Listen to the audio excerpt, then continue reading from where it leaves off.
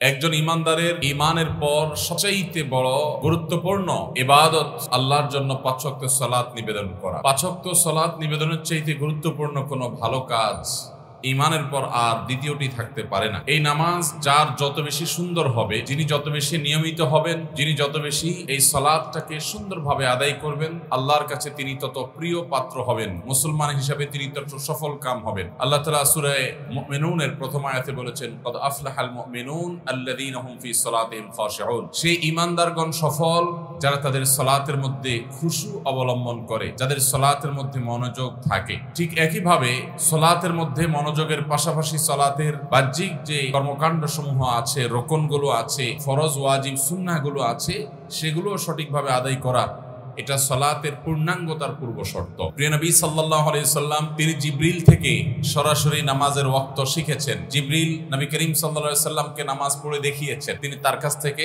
শিখেছেন। এরপর নবী সাল্লাল্লাহু আলাইহি সাল্লাম আমাদেরকে নির্দেশ করেছেন, সল্লু কামা রাআইতুমুনি উসাল্লি, তোমরা আমাকে যেভাবে সালাত আদায় করতে দেখেছো তোমরা সেইভাবে সালাত আদায় করো। অতএব একজন ইমানদার নামাজ পড়তে হবে তাকে ঠিক সেভাবে যেভাবে প্রিয় নবী সাল্লাল্লাহু আলাইহি সাল্লাম নামাজ আদায় করতেন, যেভাবে তিনি সালাত আদায় করতে আমাদেরকে বলেছেন। কিয়ামতের দিন ইবাদত বন্দেগীর মধ্যে সর্বপ্রথম হিসেব নেওয়া হবে নামাজের, আর আর্থিক লেনদেন এবং মানুষের অধিকার সংশ্লিষ্ট বিষয়ে সর্বপ্রথম হিসেব নেওয়া হবে মানুষ খুনের। যদি কেউ কাউকে খুন করে থাকে, এমনকি কোনো ভ্রূণ হত্যা করে থাকে, বাচ্চাদের হত্যা করে থাকে, যে কোনোভাবে মানুষ হত্যার সাথে যদি কেউ জড়িয়ে পড়ে, তাহলে তার বিচার হবে মানুষের পারস্পরিক লেনদেন সংশ্লিষ্ট বিষয়গুলোর মধ্যে থেকে সবকিছুর আগে। আর ইবাদত বন্দেগীর মধ্যে সর্বপ্রথম হিসেব নেওয়া হবে সালাতের। নবী করিম সাল্লাল্লাহু আলাইহি সাল্লাম বলেছেন, ফাইন সলুহাত, যদি কারোর নামাজের হিসেবটা যে শুরুতে নেওয়া হবে এটা যদি সে ঠিকঠাক মতো দিতে পারে, নামাজের হিসাবটা যদি মোটামুটি সে সঠিকভাবে দিয়ে দেয়, বড় কোনো ঘাপলা বা ভেজাল যদি ধরা না পড়ে, তাহলে ফাকাদ আফলাহা ওয়া আনজাহ, তাহলে এই ব্যক্তি আখিরাতে অন্য সব বিচারে সে সফল হয়ে যাবে, সার্থক হয়ে যাবে। নামাজ ঠিক হয়ে গেল, এই জায়গায় সে পার পেয়ে গেল, মানে আলহামদুলিল্লাহ সে সাকসেস হয়ে গেল, তার জন্য সামনে গ্রিন সিগন্যাল। আর ওয়া ইন ফাসাদাত, যদি নামাজের হিসাবে যদি কারোর ভেজাল ধরা পড়ে, ফাকাদ খাবা ওয়া খাসির, তাহলে সে ক্ষতিগ্রস্ত হয়ে গেল, আর সামনে সে খুব একটা আগাতে পারবে না।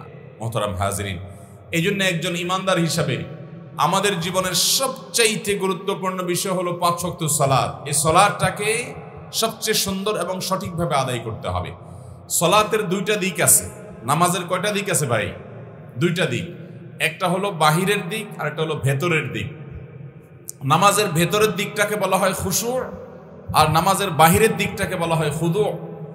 এই যে নামাজের ভেতর এবং বাহির, এই দুই দিকের মধ্যে আমরা সাধারণত নামাজের ভেতরটা নিয়ে সবাই কম বেশি চিন্তা করি যে আমাদের নামাজে মনোযোগ নাই, আমাদের নামাজে মনোসংযোগ নাই, আমাদের মনটা এদিক সেদিক চলে যায়, আমরা ধরে রাখতে পারি না।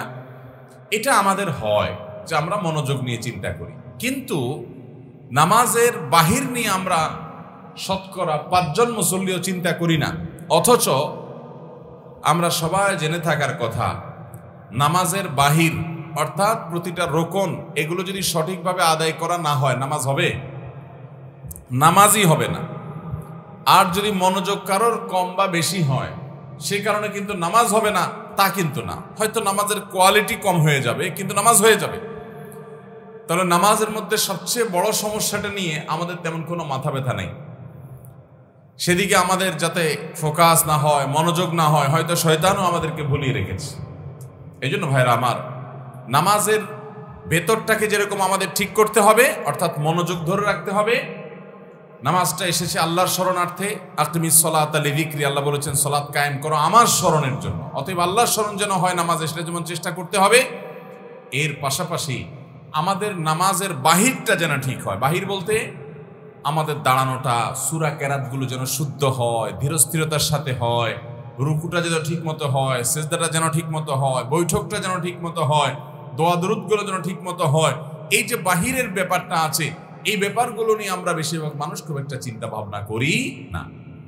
তো যার কারণে এই সালাত আমাদের আখিরাতে নাজাতের মাধ্যম নাও হতে পারে, এবং আমাদের এই ভেজালের কারণে আমাদের এই সালাত আমাদেরকে কিয়ামতের ময়দানে আটকে দিতে পারে। মোহতারাম হাজরিন, এই জন্য সলাতের বাহ্যিক দিকটা অর্থাৎ খুদু যেটাকে বলা হয়, এটাকে আমাদের নবী করিম সাল্লাল্লাহু আলাইহি ওয়াসাল্লাম যেভাবে আদায় করেছেন সেইভাবে প্রতিটা রুকুনকে আদায় করার মাধ্যমে সেটাকে বাস্তবায়ন করতে হবে, আর না হলে সেই সালাত আল্লাহর কাছে গ্রহণযোগ্য হবে না। যত নামাজি আছে আমাদের দেশে, যা গোটা দুনিয়াতে, সব নামাজীদেরকে জিজ্ঞাসা করেন যে আপনার নিজের নামাজের ব্যাপারে আপনার অতৃপ্তির জায়গাটা কোথায় বলুন তো, কি বলবে সবাই? বলবে ভাই মনোযোগ ধরে রাখতে পারি না, তাই না? তো মনোযোগ যদি কারোর ধরে না রাখতে পারে, দুনিয়ার কোনো মুফতি ফতোয়া দিতে পারবে না যে তার নামাজ হয় নাই, আবার পড়তে হবে, এটা কোনো মুফতি ফতোয়া দিতে পারবে না। হ্যাঁ, কোয়ালিটি কমে গেছে, এটা ঠিক, কারণ মনোযোগ ধরে রাখাটা এটা ফরজের তালিকাও না, ওয়াজিবের তালিকাও নাই, এটা ঠিক যে ওইটা নামাজের প্রাণ। কিন্তু যদি কেউ নামাজের মধ্যে তাড়াহুড়ো করে, রোকন ঠিক মতো আদায় না করে, তাহলে সারা পৃথিবীর সব উলামা ইকরাম বলবেন না তার নামাজ হয়নি। কারণ তাড়াহুড়া না করা, ধীরস্থিরতার সাথে নামাজ পড়া, সঠিকভাবে রুকনগুলো বাস্তবায়ন করা, ইতমিনানের সাথে তমানিনার সাথে প্রতিটা রুকন ঠিকঠাক মতো আদায় করা, এই বিষয়টি ফরজ মধ্যপ্রাচ্যের উলামা ইকরামের মতে, আর হানাফি মাযহাবের উলামাদের মতে এটি ওয়াজিব। অতএব এই ওয়াজিব বা ফরজ গুরুত্বের বিচার প্রায় কাছাকাছি। এইগুলো তরকের কারণে আমাদের নামাজ পর্যন্ত নষ্ট হয়ে যেতে পারে। গোটা মসজিদে যত মুসল্লি আছে, ডানে বামে তাকিয়ে দেখলে আপনি অবাক হবেন যে আমরা আজকাল 4G 5G গতিতে নামাজ পড়ি, অনেকে 6G গতিতেও পড়েন। নবী করিম সাল্লাল্লাহু আলাইহি ওয়াসাল্লাম তার সম্পর্কে আমাদের আয়েশা সহিহ মুসলিমের হাদিসে বলেছেন যে কানান নবী সাল্লাল্লাহু আলাইহি ওয়াসাল্লাম ইজা রাফা রাসাহু মিনার রুকু লাম ইয়াসজুদ হাত্তা ইয়াস্তাওয়া কাইমা। নবী করিম সাল্লাল্লাহু আলাইহি ওয়াসাল্লাম রুকু থেকে যখন মাথা সোজা করতেন, দাঁড়াতেন, টান টান হয়ে সোজা হওয়ার আগ পর্যন্ত তিনি সিজদায় যেতেন না, খুব ধীরস্থিরতার সাথে নামাজ পড়তেন।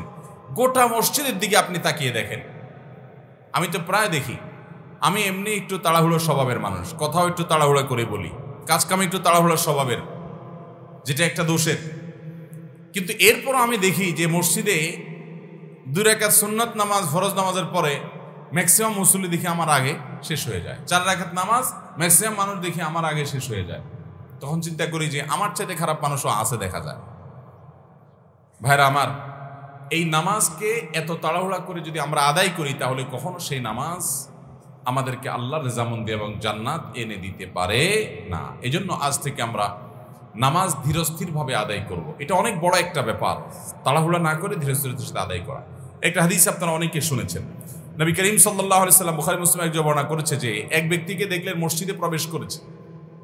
লোকটা মসজিদে প্রবেশ করে নামাজ পড়লেন। নামাজ পড়ার পর তিনি নবী করিম সাল্লাল্লাহু আলাইহি সাল্লামের কাছে এসে সালাম দিলেন, আসসালামু আলাইকুম। নবী করিম সাল্লাল্লাহু আলাইহি সাল্লাম তার সালামের জবাব দিলেন। সালামের জবাব দেওয়ার পর প্রিয় নবী সাল্লাল্লাহু আলাইহি সাল্লাম ওই লোকটাকে বললেন, ইরজা ফাসাল্লি ফাইন্নাকা লাম তুসাল্লি, যাও তুমি আবার নামাজ পড়ো, কারণ তোমার নামাজ হয় নাই। তখন লোকটা আবার বেচারা গিয়ে নামাজ পড়লেন। নামাজ পড়ে এবার এসে নবীজিকে সালাম দিলেন। আবার নবী করিম সাল্লাল্লাহু আলাইহি সাল্লাম আবারও তার সালামের জবাব দিলেন। জবাব দিয়ে বললেন একই কথা আগের মতো, ইরজা ফাসাল্লি ফাইন্নাকা লাম তুসাল্লি, যাও তুমি আবার নামাজ পড়ো, কারণ তুমি নামাজ যা পড়ছো সেটা হয় নাই। এরপর লোকটি আবারও একই কাজ করলেন। নবী সাল্লাল্লাহু আলাইহি সাল্লাম তাকে আবারও বললেন। 3 বার একই জিনিস যখন হয়েছে, এরপর সে আল্লাহর বান্দা বললেন, ওই আল্লাহর শপথ করে বলছি যিনি আপনাকে রাসূল করে প্রেরণ করেছেন, তার শপথ করে বলছি আমি এর চাইতে ভালো নামাজ পড়তে জানি না, আপনি আমাকে নামাজটা শিখাইয়া দেন। এবার নবী করিম সাল্লাল্লাহু আলাইহি সাল্লাম তাকে নামাজ শিখালেন। কিভাবে নামাজ শিখালেন তাহলে শুনেন। নবী করিম সাল্লাল্লাহু আলাইহি সাল্লাম তাকে নামাজ শিখাতে গিয়ে বললেন, যখন তুমি দাঁড়াবে, সূরা কেরাত ইত্যাদি পড়বে, পড়ে রুকুতে যাবে, তখন তোমার কাজ হবে যে রুকুতে গিয়ে তুমি স্থির হবে, পিঠ টান টান করে সোজা করবে, যেতে তো হবে ধীরস্থিরতার সাথে। এরপর সেখানে গিয়ে মাথা এবং নিতম্ব বরাবর হবে, মাথা উঁচুও থাকবে না আবার নিচেও থাকবে না, লেভেল থাকবে, যতটুকু সম্ভব হয় লেভেল করা। পিঠ আবার এরকম কুজোর মতো হবে না, যতটুকু সম্ভব লেভেল হবে। এরপরে তাসবিহ নিবেদন করবে, সুবহান রাব্বিয়াল আযীম, সুবহান রাব্বিয়াল আযীম, সুবহান রাব্বিয়াল আযীম, রুকুর আরো তাসবিহ আছে, আমরা অনেকে জানি না। সুবহান কুদ্দুস রব্বুল মালাইকাতি ওয়ার রূহ, এটাও রুকুর তাসবিহ। এরকম রুকুর আরো তাসবিহ আছে। রুকুর তাসবিহ শেষে নবী করিম সাল্লাল্লাহু আলাইহি ওয়াসাল্লাম লোকটিকে শিখালেন, তুমি মাথা সোজা করবে। মাথা সোজা যে করবে, একবারে টান টান হয়ে সোজা হয়ে দাঁড়াবে, অপেক্ষা করবে। এরপর তুমি সেজদায় যাবে। সেজদায় গিয়ে তুমি পরিপূর্ণভাবে সেজদার যে পজিশন আছে সেই পজিশনে যাবে। তারপরে তাসবিহ নিবেদন করে সুবহান রাব্বিয়াল আলা ধীরস্থিরতার সাথে পড়ে তারপরে উঠে সোজা হয়ে বসবে। এই সোজা হয়ে আবার টান টান করে বসবে, অপেক্ষা করবে, একদম পিঠ মাথা সব সোজা হয়ে এরকম সোজা হয়ে বসবে। এরপর স্থির হয়ে বসার পর, সোজা হয়ে বসা মানে স্থির হয়ে বসবে, বসার পর এরপর আবার সিজদায় যাবে। সিজদা আবার এরকম গিয়ে পরিপূর্ণ পজিশনে যাবে, তারপর তাসবিহ পাঠ শুরু করবে, তারপর আবার উঠে সোজা হয়ে টান টান হয়ে বসবে, স্থির হয়ে বসবে। এভাবে নবী করিম সাল্লাল্লাহু আলাইহি ওয়াসাল্লাম তাকে প্রতি রাকাত নামাজ পড়ার নির্দেশ দিয়েছেন। এই হাদিস থেকে বোঝা যায় ওই ব্যক্তি তাড়াহুড়ো করে নামাজ পড়েছিলেন, এই জন্য নবী করিম সাল্লাল্লাহু আলাইহি ওয়াসাল্লাম সেটাকে সংশোধনী দিয়েছেন যে এরকম তাড়াহুড়ো করে নামাজ পড়া যাবে। আমাদের সমাজে আমরা যত মানুষ নামাজ পড়ি, আশেপাশে পড়তে দেখি, বেশিরভাগ মানুষ আমরা সূরা ফাতিহার সাথে অন্য সূরা মিলানো, এগুলো দেখবেন যে আমরা বেশিরভাগ ক্ষেত্রে তাড়াহুড়ো করে পড়ি। আপনি আল্লাহর প্রশংসা করছেন, সূরা ফাতিহা পাঠ মানে কি করা? আল্লাহর প্রশংসা করা, গুণকীর্তন করা। তো নামাজে দাঁড়ায় যদি আপনি আলহামদুলিল্লাহ রাব্বিল আলামিন রহমান মালিক ইয়াউমিদ্দিন ইয়্যাকা না'বুদু ওয়া ইয়্যাকা নাস্তাঈন ইহদিনাস সিরাতাল লাযিনা আন'আমতা আলাইহিম, এটা প্রশংসা হলো না। আপনি যদি দুনিয়ার কোনো বড় ব্যক্তি, দুনিয়ার কোনো দামি মানুষ, তাকে যদি সবার সামনে প্রশংসা করেন, সেই প্রশংসার বাক্যগুলো যদি হুলস্থুল করে পড়েন, তাহলে সেটার কারণে তিনি কখনো খুশি হবেন না। ঠিক একইভাবে আল্লাহর প্রশংসা যখন আমরা করব, হুলস্থুল করলে সেখানে আল্লাহ তাআলা কখনো সন্তুষ্ট হবেন না। এজন্য আমাদের নামাজের মধ্যে ধীরস্থিরতা থাকতে হবে, স্থিরভাবে আস্তে আস্তে আস্তে আস্তে সুন্দরভাবে নামাজ পড়তে হবে। চেষ্টা করবো তো ইনশাআল্লাহ। আল্লাহ আমাদেরকে তৌফিক দান করুন। এর পাশাপাশি আমরা যখন রুকুতে যাই, অনেক লোক আছে দেখবেন রুকুতে যে আমাদের পিঠ এবং মাথা এরকম থাকে, অ্যাঙ্গেলে থাকে, আমরা সোজা করি না, কারণ ভালো করে রুকু করি না। রুকুটা ভালো করে হতে হবে, অর্থাৎ আপনার কোমরটা ভাঙতে হবে। আপনি যদি একান্ত অসুস্থ না থাকেন তো পরিপূর্ণ কোমরটা ভাঙবেন, মাথা থেকে কোমর পর্যন্ত লেভেল হবে যতটুকু সম্ভব। আপনি এরকম একটু রুকুতে গেলেন আর ঝুলে থাকলেন, এটা অহংকারী ভাব প্রদর্শিত হয় এর মাধ্যমে, এটা করা যাবে না। আবার অনেকে আছে রুকুতে যায় কিন্তু যাওয়ার সময় সুবহান রাব্বিয়াল আযীম পথে থেকে পড়া শুরু করে দেয়, আল্লাহু আকবার, সুবহান রাব্বিয়াল আযীম, সুবহান রাব্বিয়াল আযীম, সুবহান রাব্বিয়াল আযীম, মন্ত্র পাঠের মতো হুলস্থুল করে পড়ে না।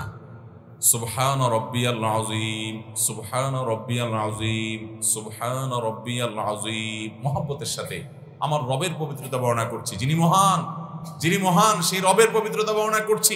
অর্থের দিকে তাকায়া আস্তে আস্তে সুন্দর করে মহব্বতের সাথে পড়তে হবে এবং রুকুতে যে তারপরে পড়া শুরু করবেন, পথের থেকে না।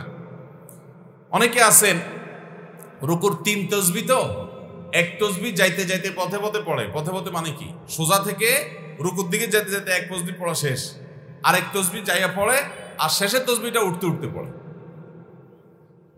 এ রোগ আছে না নাই?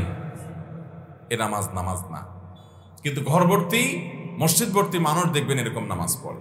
ভাইরা আমার, এই নামাজ সুন্দর করতে হবে। আমরা যারা মনোযোগ নিয়ে আমাদের অভিযোগের কথা বলি যে নামাজে মনোযোগ থাকে না, নামাজে মনোযোগ রাখার অন্যতম মাধ্যম হলো আস্তে আস্তে ধীরে ধীরে সময় নিয়ে নামাজ পড়া। যত বেশি সময় নেবেন নামাজে, তত বেশি নামাজের মধ্যে মনোযোগ থাকবে ইনশাআল্লাহ। কথা কি বুঝতে পারছি? এভাবে আপনি যখন সিজদায় যাবেন দেখবেন অনেকে আল্লাহু আকবার বলে সিজদায় এখনো কপাল লাগে না, তার আগে সুবহান রাব্বিয়াল আলা শুরু করে দিচ্ছে। এটা তো সঠিক না। সিজদায় কপাল লাগবে, নাক লাগবে, 2 হাত লাগবে, সবকিছু পজিশনে যাবে, 7টা অঙ্গ সিজদায় লেগে যাবে। এরপরে শুরু করবেন মুহাব্বতের সাথে সুবহান রাব্বিয়াল আলা, সুবহান রাব্বিয়াল আলা, সুবহান রাব্বিয়াল আলা, এভাবে শুরু করবেন। আবার 3 তাসবিহ শেষ, একটু স্থির হয়ে এরপরে উঠবেন আল্লাহু আকবার। আল্লাহু আকবার বলে উঠে বসছেন, বসে একটু অপেক্ষা করবেন, অন্তত 1 সেকেন্ড, কোয়ার্টার সেকেন্ড হলে অপেক্ষা করবেন। এরপরে আবার আল্লাহু আকবার বলে যাবেন। আর আমরা উঠতে দেরি যাইতে দেরি নেই, উঠতে দেরি যাইতে দেরি নেই। এটাকে বলা হয় মুরগির ঠোকর। মুরগি খাবার খায় যে দেখছেন কেমনে ঠোকর দেয়, কোনো গ্যাপ দেয়? বিসমিল্লাহ বলে একটা খেয়ে উঠে আবার একটু ব্রেক দিয়ে আবার একটা খায়। কিরকম খায়? ঠক ঠক ঠক ঠক ঠক করে খায় না? তো আমাদের রুকু সেজদা গুলো হলো মুরগির ঠোকরের মতো। এটা আমার ভাষা না, স্বয়ং নবী করিম সাল্লাল্লাহু আলাইহি সাল্লাম এটা বলেছেন যে কিছু লোক যারা নামাজ পড়ে এরকম তাদের সম্পর্কে তিনি বলেছেন যে তারা মুরগির ঠোকর দেয়। মুরগির ঠোকরের মতো নামাজ পড়িও না, অর্থাৎ এরকম হুলস্থুল করে রুকু সেজদা দিও না। এরকম রুকু সেজদা মারলে, এরকম তাড়াহুড়া করলে সেই নামাজ আল্লাহর কাছে গ্রহণযোগ্য হবে? এই নামাজ আপনার জন্য জান্নাতের চাবি হবে না। এই নামাজ আপনাকে অন্যায় অশ্লীলতা থেকে বাঁচাবে না। এই নামাজ আপনাকে মুত্তাকি বানাবে না। এই নামাজ আপনার জান্নাত আপনার করবে না যদি আপনি তাড়াহুড়া করে নামাজ পড়েন। কিন্তু গোটা দেশের সর্বত্র আপনি তাকান, নামাজের সৌন্দর্য নেই। যার নামাজ যত সুন্দর সে মুত্তাকি হিসাবে তত ভালো, আল্লাহর কাছে তত প্রিয়। অতএব নামাজের মধ্যে তাড়াহুড়া পরিহার করবো তো ইনশাআল্লাহ। আল্লাহ আমাদেরকে তৌফিক দান করুন। ভাইরা আমার, নবী করিম সাল্লাল্লাহু আলাইহি ওয়াসাল্লাম বলেছেন আসওয়াউন নাসি সারিকা আল্লাযী ইয়াসরিকু মিন সালাতি। সবচেয়ে খারাপ চোর, চোরদের মধ্যে আবার সবচাইতে খারাপ চোর তো এমনিই খারাপ, এর মধ্যে আবার খারাপদের মধ্যে আবার খারাপ হলো যে ব্যক্তি নামাজে চুরি করে। সাহাবীরা আশ্চর্য হয়ে গেছেন যে বহুত চোরের কথা তো শুনছি আমরা, ডিম চোর আছে, মুরগি চোর আছে, টাকা চোর আছে, হ্যাঁ, মোবাইল চোর আছে, গরু চোর আছে, টিন চোর, গম চোর আছে, ত্রাণ চোর আছে, বহু রকমের চোর আছে। কিন্তু এ আবার কোন চোর যে নামাজ চোর? তখন নবী করিম সাল্লাল্লাহু আলাইহি সাল্লামকে সাহাবীরা জিজ্ঞাসা করছেন, ক্বালু কাইফা ইয়াসরিকু মিন সালাতিহি, মানুষ আবার নামাজের কিভাবে চুরি করে?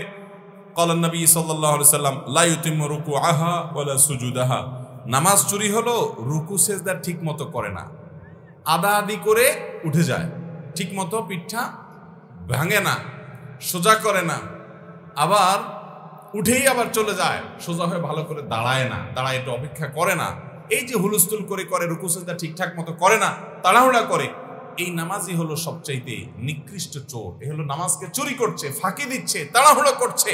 কোন কোন বর্ণনা দ্বারা জানা যায় যে এইরকম নামাজের নামাজি, এরকম নামাজি ব্যক্তির নামাজ, এরকম সালাত আদায়কারী ব্যক্তির সালাত, এরকম মুসল্লির সালাত, এটাকে যখন আসমানে ফেরেশতারা উপস্থাপন করে বান্দার আমল হিসেবে, ওইটা পুরাতন তেনার মতো করে নিক্ষেপ করে দেওয়া হয় যে তোমার সালাত দরকার নেই।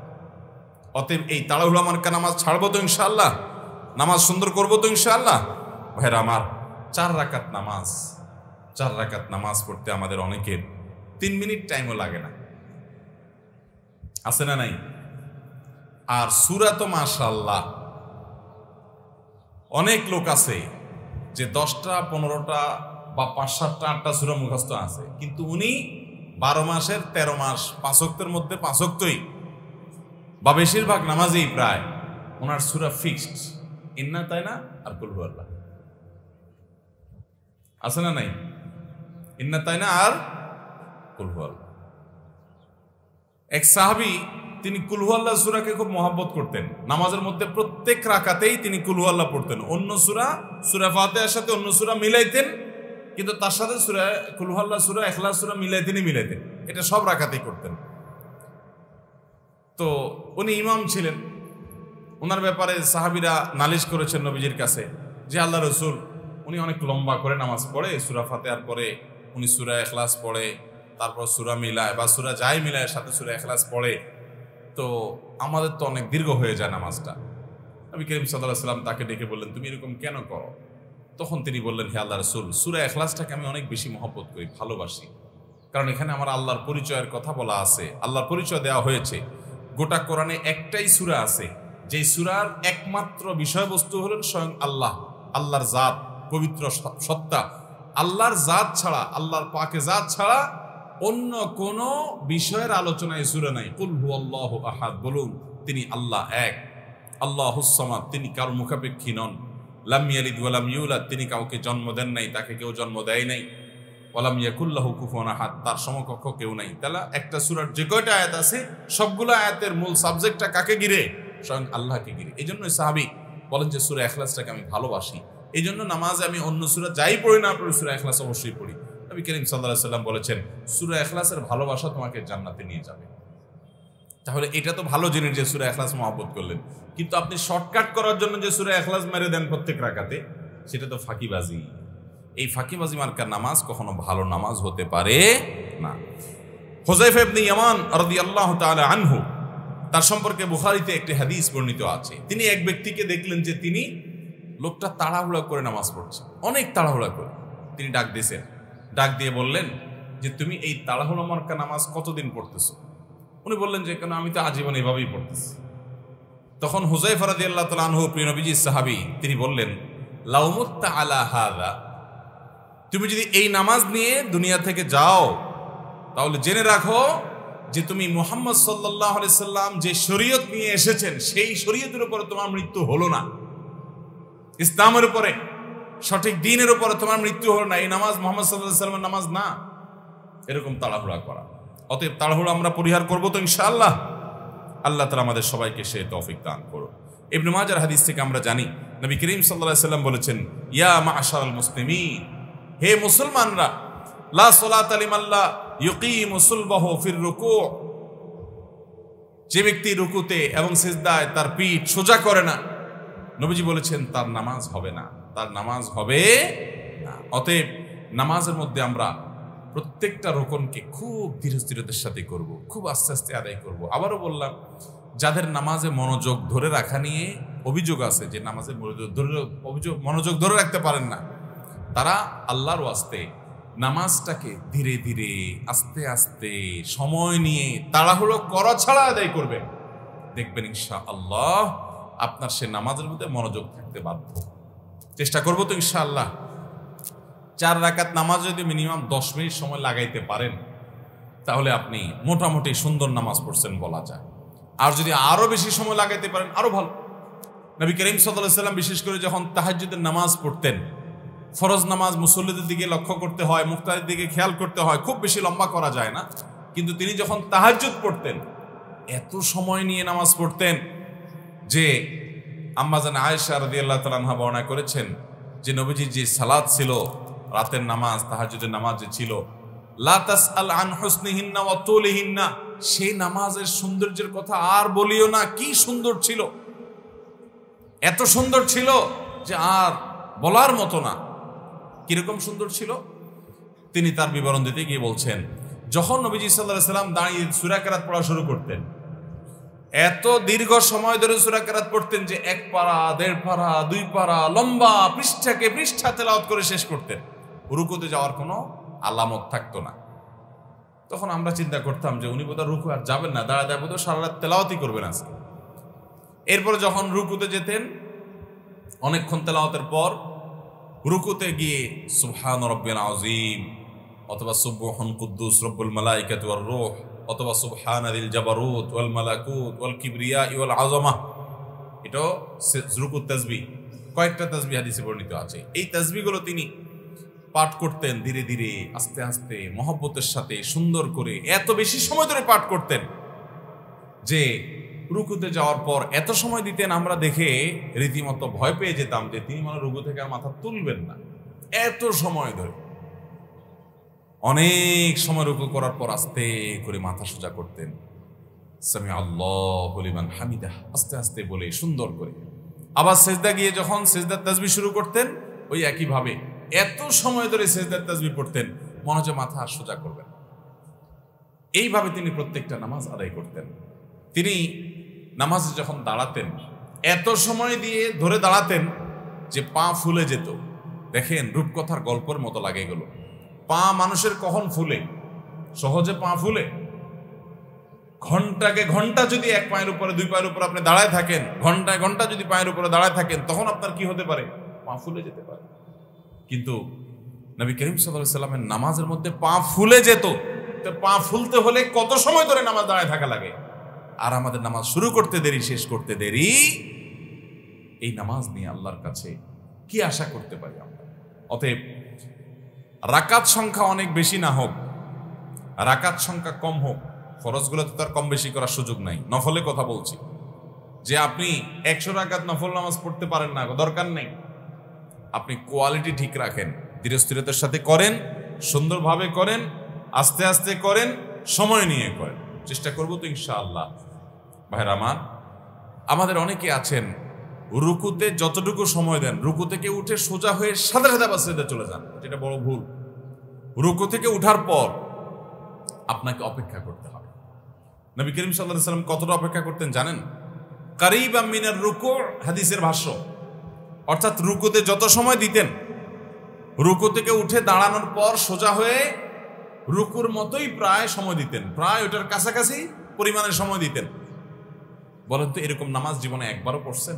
খেয়াল করে দেখেন তো, রুকুতে 3 বার তাসবিহ দিতে যদি আপনার আধা মিনিট সময়ও লাগে, রুকু থেকে দাঁড়ায় কি আমরা আধা মিনিট সময় অপেক্ষা করি? কতক্ষণ অপেক্ষা করি? দাঁড়ায়া 1 সেকেন্ড 2 সেকেন্ড, এর বেশি আমরা অপেক্ষা করি না। অথচ নবী সাল্লাল্লাহু আলাইহি ওয়াসাল্লাম রুকু থেকে উঠার পর, রুকুতে যে পরিমাণ সময় দিতেন, রুকু থেকে উঠার পর তার কাছাকাছি পরিমাণ সময় দিতেন। এবং একই কথা সেজদার ক্ষেত্রেও, সেজদা থেকে উঠে বসে আবার সেজদা যেতেন। এই যে এক সেজদা দিয়ে উঠে বসলেন, মাঝখানে আরেক সেজদার আগে, এই বৈঠকটাতেও নবী করিম সাল্লাল্লাহু আলাইহি ওয়াসাল্লাম কারিবাম মিনাস সুজুদ, সেজদায় যতটুকু সময় দিতেন তার কাছাকাছি পরিমাণ সময় তিনি দিতেন, অপেক্ষা করতেন, তারপরে সেজদা যেতেন। এরকম নামাজ জীবনে কয়বার হয়েছে একটু চিন্তা করে দেখেন তো। আসুন আজকে মাহফিল থেকে নিয়ত করে ফেলি যে আমরা যে সালাত সর্বপ্রথম এর হিসাবে দিতে হবে। আপনার জিকির, আপনার তাসবিহ, আপনার তেলাওয়াত, আপনার অন্য সব কিছুর হিসাব পরে, রোজার হিসাব পরে, হজের হিসাব পরে, যাকাতের হিসাব পরে, সব কিছুর আগে হিসাব কিসের হবে? এই নামাজ। অতএব এই নামাজের হিসাবটা যদি আপনার ভালো ভালো হয়, রুকু ঠিক আছে, সেজদা ঠিক, বৈঠকে ঠিক, সবগুলোতে ঠিক, ওয়াক্ত মতো আদায় করেছেন, সময় মতো আদায় করেছেন, নিয়মিত করেছেন, মনোযোগের সাথে করেছেন, সবগুলো যদি ঠিক পড়ে যায় এবং মোটামুটি পাস মার্ক পেয়ে যদি পার হয়ে যান, অন্য সব রোজা, হজ, যাকাত, বাকি সবগুলো ইনশাআল্লাহ বড় কোনো ঘাপনা না থাকলে সেগুলো আল্লাহ তাআলা সহজ করে দিবেন। অতএব যেটার হিসাব দিয়ে আল্লাহ তাআলা শুরু করবেন, যে কি নিয়ে আসছো, গাঠটি খোলো, আগে নামাজের গাঠটি আগে খোলো। তো সেই নামাজটাকে সুন্দর করা দরকার আছে না নাই? তাহলে দরকার যদি থাকে, আসুন আজকের মাহফিল থেকে আমরা নিয়ত করি। এই আলোচনা যারা শুনছি দেখছি, আমরা নিয়ত করে ফেলি যে আমরা সেইভাবে সালাত আদায় করব যেভাবে নবী করিম সাল্লাল্লাহু আলাইহি ওয়াসাল্লাম সালাত আদায় করতেন। তার যে সালাতে মনোযোগ ছিল, তার যে সালাতে ধীরস্থিরতা ছিল, সেই ধীরস্থিরতা যেন আমাদের সালাতে অবশ্যই থাকে। চেষ্টা করব তো ইনশাআল্লাহ। তাহলে একটু সময় নিয়ে সালাত আদায় করতে হবে, সময় নিয়ে। আপনি যদি দাঁড়িয়ে সূরা ফাতিহার পর একটা সূরা পড়ছেন, আরেকটা সূরা পড়তেছেন, এক রাকাতে কয়েকটা সূরা কিন্তু পড়া যায়, একটা সূরাকেও বারবার পড়া যায়, কোনো অসুবিধা নেই। আপনি চাইলে সূরায়ে ইখলাসে 2 বার 3 বার করে পড়লেন, আস্তে আস্তে পড়লেন, তাড়াহুড়া না। বিসমিল্লাহির রহমানির রহিম, কুল হুয়াল্লাহু আহাদ, আল্লাহুস সামাদ, লাম ইয়ালিদ ওয়া লাম ইউলাদ ওয়া লাম ইয়াকুল লাহু কুফুয়ান আহাদ। মুহাব্বতের সাথে পড়লেন, এটা এক রকমের পড়া। আরেকটা হলো কুল হুয়াল্লাহু আহাদ, আল্লাহুস সামাদ, লাম ইয়ালিদ ওয়া লাম ইয়াকুল লাহু কুফুয়ান আহাদ, আল্লাহু আকবার, সুবহানাল্লাহি ওয়া বিহামদিহি, আল্লাহু আকবার, আসসালামু আলাইকুম ওয়া রাহমাতুল্লাহ। এরকম তুফান মিল মার্কা নামাজ পড়লে সব জায়গায় কিন্তু গতি ভালো না ভাই। ওই মোবাইল কিনেন, ওখানে গতি হলে ভালো, কম্পিউটার ল্যাপটপ কিনেন, গতি থাকলে ভালো, এখানে কিন্তু গতি ভালো না। এখানে গতি যত কম হবে, যত স্থিরভাবে হবে, তত ভালো হবে, তত এর মর্যাদা, মূল্য, মান বেশি হবে। চেষ্টা করবো না ইনশাআল্লাহ ঠিক রাখার। আল্লাহ আমাদের সবাইকে তৌফিক দান করুন। আমাদের মা বোনদেরকে আমরা শিখাই দিব, বিশেষ করে বাসার মা বোনরা অনেক সময় দেখা যায় তারা হুলস্থুল করে নামাজ পড়ে, এমন জোরে নামাজ পড়ে, রুকু থেকে অনেকে তো সোজাই হয় না, নামাজই হবে না। রুকু থেকে একটু শুধু মাথাটারে উঠে আবার দৌড় দেয়, সিজদা থেকে একটু মাথাটারে উঠে আবার পড়ে যায়, নামাজই হবে না, হবেই না বিশুদ্ধ, নামাজ আবার পড়তে হবে। তাহলে নামাজের মধ্যে প্রতিটা রোকন, প্রতিটা কাজকে সুন্দরভাবে করা, ধীরস্থিরতার সাথে করা, আস্তে আস্তে করা, মুহাব্বতের সাথে করা, এটাই নামাজ। এই নামাজই আল্লাহর কাছে গ্রহণযোগ্য হবে। আর এছাড়া তাড়াহুড়োর নামাজ আর হুলস্থুলের নামাজ, এ নামাজ কবুল হবে না। এভাবে যদি আমরা নিয়ে যাই নামাজ, সবগুলো ক্রস মেরে দিবে ফেরেশতারা, সব একটা আল্লাহর কাছে গ্রহণযোগ্য হবে না। অতএব আসুন তওবা করি, এতদিন যা ভুল করেছি আল্লাহর কাছে মাপ চাই, নতুন করে নামাজ সুন্দর করি। বিশেষ করে নামাজের বাহিরটা, নামাজের বাহিরের দিকটা, অর্থাৎ অঙ্গ প্রত্যঙ্গ নামাজের যেগুলো রুকু, সিজদা, বৈঠক, কেরাত, তাসবিহ, তাহলিল, দোয়া, সালাম, এগুলোকে সুন্দর করে, সালামটা পর্যন্ত আমরা সুন্দর করে দেই না। আসসালামু আলাইকুম রহমতুল্লাহ, আসসালামু আলাইকুম রহমতুল্লাহ। মানে মনে হচ্ছে আমরা আর্মিদের ট্রেনিং দিচ্ছি, বা ওই যে আর্মিদের যে সমস্ত আপনার রিহার্সেলগুলো হয়, মনে হচ্ছে সেরকম কিছু একটা দিচ্ছি। ওই যে এক গ্রুপ বাইরে হয়েছেন, এরা নামাজ পড়েও এরকম, কি তাওহিদ বলে, হেজবুত তাওহিদ। এরা নামাজও পড়ে এরকম যে লেফট রাইট, এ হলো তাদের নামাজ। আছে না এরকম এক গ্রুপ? অথচ নবী করিম সাল্লাল্লাহু আলাইহি সাল্লামের নামাজের মধ্যে গাম্ভীর্য ছিল, ধীরস্থিরতা ছিল। আল্লাহর সামনে আপনি সিজদা নিবেদন করছেন, ধীরস্থিরতার সাথে দিবেন, হুলস্থুল করে না। এটা কোনো লেফট রাইটের জিনিস না, এটা হলো আল্লাহর সামনে নিজের দাসত্ব স্বীকার করা। অনেকে সিজদা যান, সিজদা যাওয়ার পরে দেখা যায় এই যে হাত ওই মাটিতে ফেলে রাখেন অলস, অথবা পাঁজরের সাথে লাগায় রাখেন। না, এগুলো সব পৃথক রাখতে হবে, টান টান থাকবে। এবং এই বুকের নিচে প্রয়োজনে ছোট একটা ছাগলের বাচ্চা চলে যেতে পারে যেন, এরকম করে ফাঁকা রাখবেন। না করে অনেক এরকম পড়ে থাকে। তো এই যে অলস মার্কা নামাজ, আল্লাহর ঠেকা পড়ে নাই আপনার নামাজ গ্রহণ করা। আল্লাহরে সিজদা করার মতো মানুষের বা আল্লাহকে সিজদা করার মতো সৃষ্টির অভাব নাই আল্লাহর কাছে। বাইতুল মামুর নবী করিম সাল্লাল্লাহু আলাইহি সাল্লাম মেরাজে গিয়ে যে মসজিদে হাজিরা দিয়েছেন, দেখেছেন, পরিদর্শন করেছেন, সপ্ত আকাশের উপরে এই ঊর্ধ্বাকাশের বাইতুল মামুর, সেই মসজিদ একসঙ্গে সেখানে হাজার হাজার 70,000 ফেরেশতা সেখানে সালাত আদায় করে। যারা একবার বাইর হয় তারা আর জীবনে ঢুকে না, আবার আরেক গ্রুপ আসে। তাহলে কি পরিমাণ ফেরেশতা আল্লাহর আছে! আল্লাহর এরকম অনেক ফেরেশতা আছেন যারা দাঁড়িয়ে আল্লাহর প্রশংসা করে যাচ্ছেন, করেই যাচ্ছেন সৃষ্টির পর থেকে। এরকম অনেক ফেরেশতা আছেন যারা রুকুতে আছেন, তারা রুকুতে আল্লাহর তাসবিহ নিবেদন করে যাচ্ছেন সারা জীবন। তার খাওয়া দাওয়া নেই, ঘুম নেই আমাদের মতো, এটা করেই যাচ্ছে সৃষ্টির পর থেকে। আবার অনেক ফেরেশতা আছেন তাদের সৃষ্টির পর থেকে সিজদায় আল্লাহর তাসবিহ নিবেদন করে যাচ্ছেন, তো করেই যাচ্ছেন, এবং এটার কোনো শেষ নাই, কিয়ামত পর্যন্ত এভাবে করতে থাকবে। তাহলে আল্লাহর সিজদা, আল্লাহর রুকু, আল্লাহর প্রশংসা করার মতো সৃষ্টির অভাব পড়ছে? আল্লাহর কোনো দরকার আছে? তো আপনার এই হুলস্থুল মার্কা 2 নম্বর নামাজ আল্লাহ কেন নিতে যাবে? কোনো ঠেকা নাই তো। এই জন্য আমাদের নামাজটাকে সুন্দর করতে হবে, আমাদের নামাজটাকে আস্তে আস্তে পড়তে হবে। শুরু করবো তো আজকে থেকে ইনশাআল্লাহ। প্রত্যেক ওয়াক্ত নামাজে নিজেকে জিজ্ঞাসা করবো, আমার নামাজটা হাদিস যেভাবে বলেছে সেভাবে হয়েছে কিনা, আমার নবীজি যেভাবে করেছেন সেভাবে হয়েছে কিনা। খুব সুন্দর হতে আপনার নামাজ দেখে আশপাশ থেকে মানুষ বলবে, মাশাআল্লাহ নামাজটা সুন্দর করে পড়েছে। আজ মসজিদ ভর্তি মুসল্লি পাওয়া যায়, কিন্তু মনোযোগ দিয়ে ধীরস্থিরতার সাথে নামাজ আদায় করেনওয়ালা, সুন্দর করে নামাজ আদায় করেনওয়ালা, যার নামাজ দেখলে চোখ শীতল হয়ে যাবে, সেরকম মুসল্লি পাওয়া যায় না। এই যে রমজান আসছে, তারাবির হাফেজ সাহেবদেরকে আমরাই পিছন থেকে তাড়াহুড়া করার জন্য প্রেসার দিই যে হুজুর একটু আগে আগে শেষ করেন, কারণ অমুক অনুষ্ঠান আছে, অমুক টকশো আছে, অমুক দলের খেলা আছে, আমাদের আবার কাজকাম আছে, আমাদের একটু ঘুমাইতে হয়। হুজুরদেরকে আমরা হুলস্থুল করি। আর হুজুরদের মধ্যে কোনো হাফেজ সাহেব যদি খুব তাড়াহুড়া করে টান দিয়ে পড়ে চলে যায়, আমরা মনে করি বাবারে অনেক তুখুর হাফেজ, অনেক কি হাফেজ, তুখুর হাফেজ। অথচ যত হাফেজ ভালো হবে তত ধীরে ধীরে সাথে নামাজ তেলাওয়াত করতে পারবে, নামাজ পড়তে পারবে। ওটা হাফেজের মান ভালো হওয়ার আলামত। যারা সাইকেল চালান, নতুন যারা সাইকেল চালানো শিখে, বাইসাইকেল চালানো শিখে যারা নতুন, তাদের জন্য আস্তে চালানোটা সহজ না জোরে চালানোটা সহজ? জোরে চালানো সহজ। কিন্তু নতুন নতুন যখন সাইকেল চালায়, ওরা যদি বলেন যে আমি তোমার সাইকেলের সাথে হেঁটে হেঁটে যাবো আস্তে আস্তে, তুমি আমার সাথে চালায় যাও, দেখবেন পারবে না, পড়ে যাও।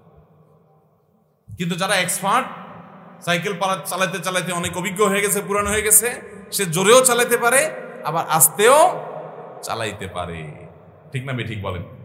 ঠিক একইভাবে যখন গাড়ি চালানো শিখে মানুষ, আমি যখন গাড়ি চালানো শিখেছি একজনের কাছে, এক নেপালি আমার এক বন্ধু ছিলেন সৌদি আরবে, উনি আমাকে গাড়ি চালানো শেখানোর সময় বললেন যে তুমি ক্লাস ছেড়ে আস্তে আস্তে গাড়ি চালাও, এমনভাবে চালাবা যে আমি গাড়ির বাইরে থেকে হাঁটবো তোমার সাথে। একটা বাচ্চা হাঁটলে সে বাচ্চার হাঁটার তালে তালে গাড়ি চলবে, এত আস্তে চালাতে পারো কিনা দেখি। বিশেষ করে যখন সেটা ম্যানুয়াল গিয়ারের গাড়ি হয়, আমারটা ম্যানুয়াল গিয়ারের গাড়ি ছিল, তো ম্যানুয়াল গিয়ারের গাড়ি এত আস্তে আস্তে চালাতে গেলে নতুন ড্রাইভার স্টার্ট বন্ধ হয়ে যায়, ধরে রাখতে পারে না, ব্যালেন্স রাখতে পারে না। যারা ড্রাইভিং জানেন তারা জানেন।